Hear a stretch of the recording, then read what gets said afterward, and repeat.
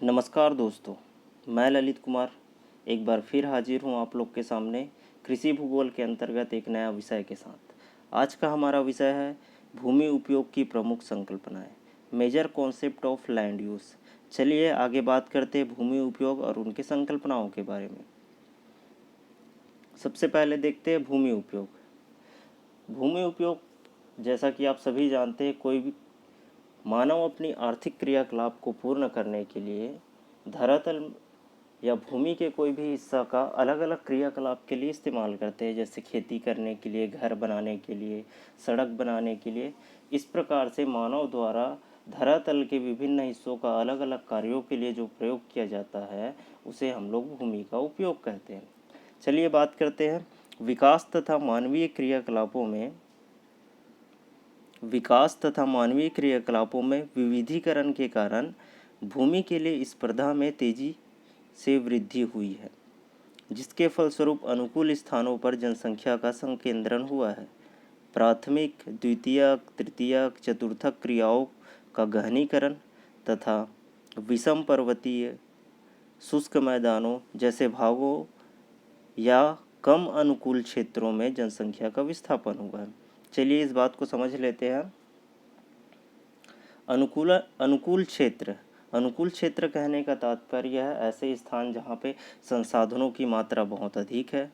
अनुकूल स्थान मतलब जहाँ संसाधनों की मात्रा बहुत अधिक है, पानी की उपलब्धता अच्छी है, वहाँ की भूमि उर्वरक है, वहाँ की जलवायु रहने योग्य है। ऐसे क्षेत्र में क्या हो, मानव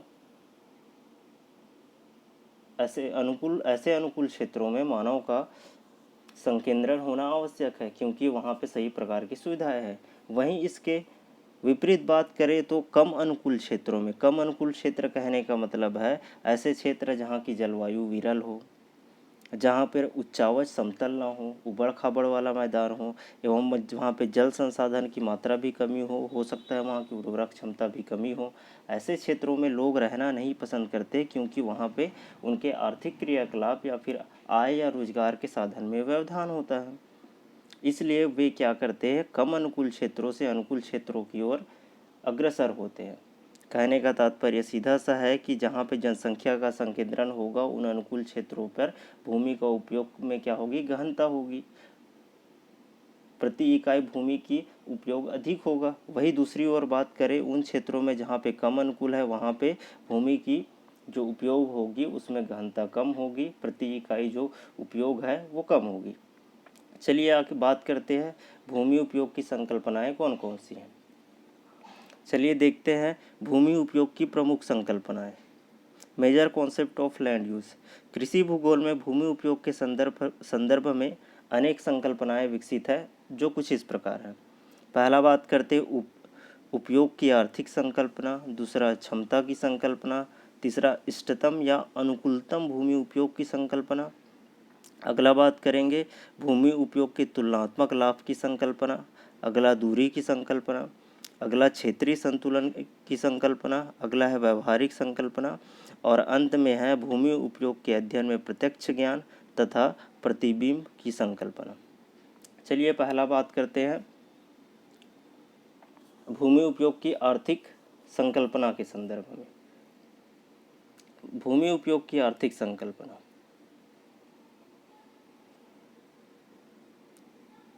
अर्थशास्त्रियों की दृष्टि में भूमि उपयोग की आर्थिक संकल्पना, अर्थशास्त्रियों की दृष्टि में भूमि एक पूंजी है।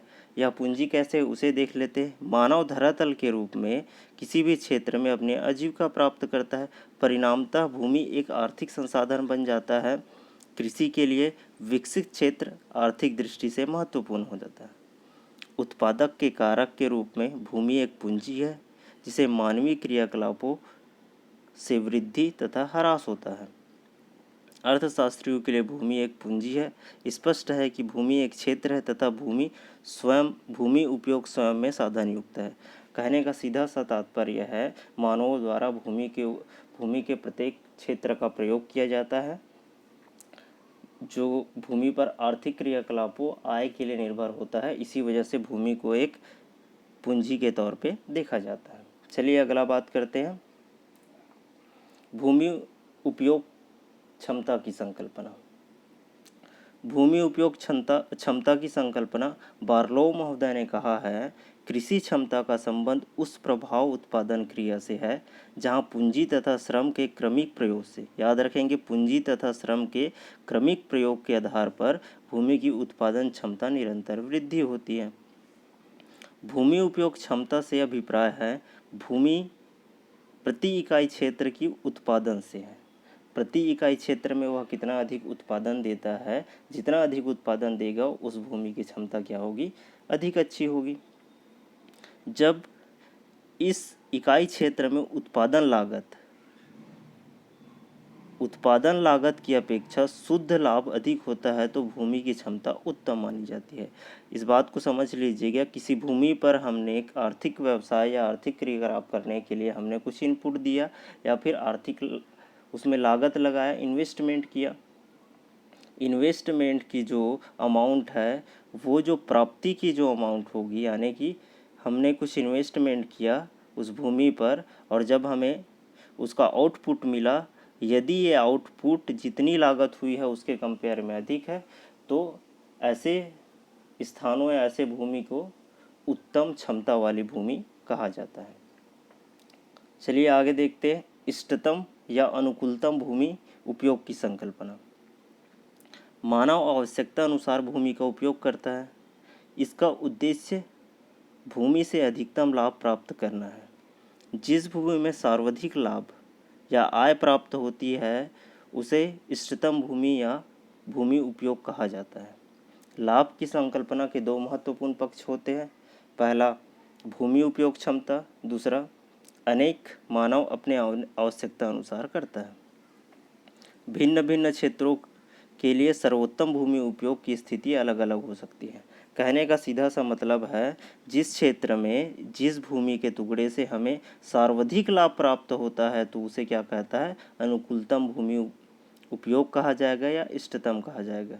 जैसे मान लेते हैं 2-3 क्षेत्र है, एक क्षेत्र में हमें इन तीनों क्षेत्र के कंपेयर में इस वाले क्षेत्र में सर्वाधिक आय प्राप्त होता है या फिर ज़्यादा से ज़्यादा जितना इनपुट दिए आउटपुट हमारा ज़्यादा हो जाता है, तो इस क्षेत्र को क्या माना जाएगा, अनुकूलतम या इष्टतम भूमि उपयोग के अंतर्गत माना जाएगा। चलिए इसी क्रम में अगला बात करते हैं तुलनात्मक लाभ की संकल्पना।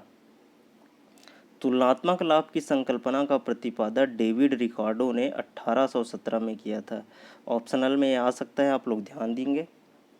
डेविड रिकार्डो 1817 ने तुलनात्मक लाभ की संकल्पना का प्रतिपादन किया था। वर्तमान समय में भूमि का उपयोग अधिकांशतः तुलनात्मक लाभ के सिद्धांत पर आधारित होता है। भूमि उपयोग के प्रकारों का चयन करते समय एक निश्चित अवधि में सर्वाधिक लाभ प्राप्त करने वाली फसल का चयन किया जाता है। जैसे मलेशिया में रबड़, ब्राज़ील में कौवा, भारत के असम में चाय, दक्कन की काली मिट्टी वाले क्षेत्र में कपास और तटवर्ती जलोढ़ भूमियों में चावल खेती लाभदायक होता है। तुलनात्मक लाभ दो रूपों में होता है, पहला प्राकृतिक और दूसरा आर्थिक रूप में। देखिए, मलेशिया में रबड़ का उत्पादन सर्वाधिक होता है, या फिर कहे तो उस क्षेत्र में अन्य फसलों की तुलना में उस भूमि पर मलेशिया में रबड़ का उत्पादन अधिक होता है।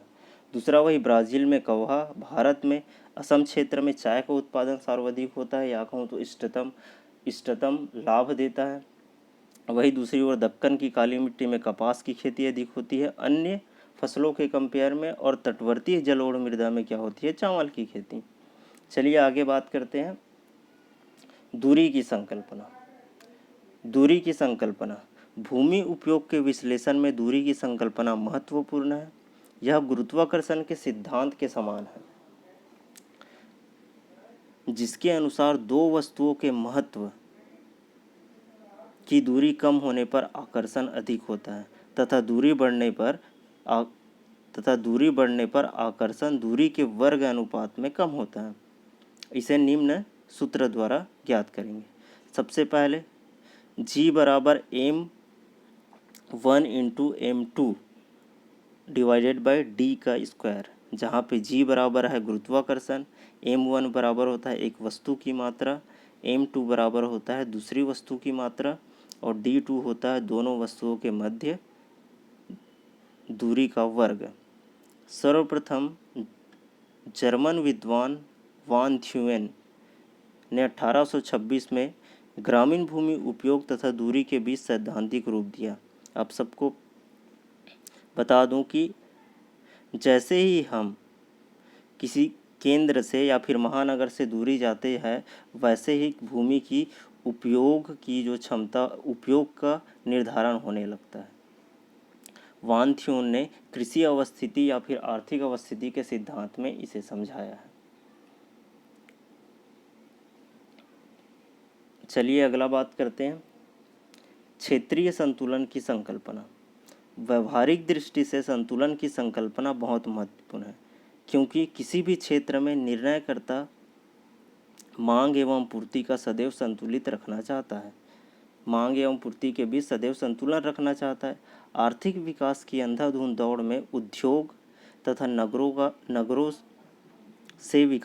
नगरों में तेजी से विकास हो रहा है। इसके परिणाम स्वरूप उपजाऊ कृषि क्षेत्र पर दुष्प्रभाव दृष्टिगोचर हो रहे हैं। अधिकांश उर्वरक भूभाग पहले से ही खेती के अंतर्गत है, किंतु नगरों के निकटवर्ती उर्वरक क्षेत्रों पर उद्योग आदि का अतिक्रमण हो रहा है।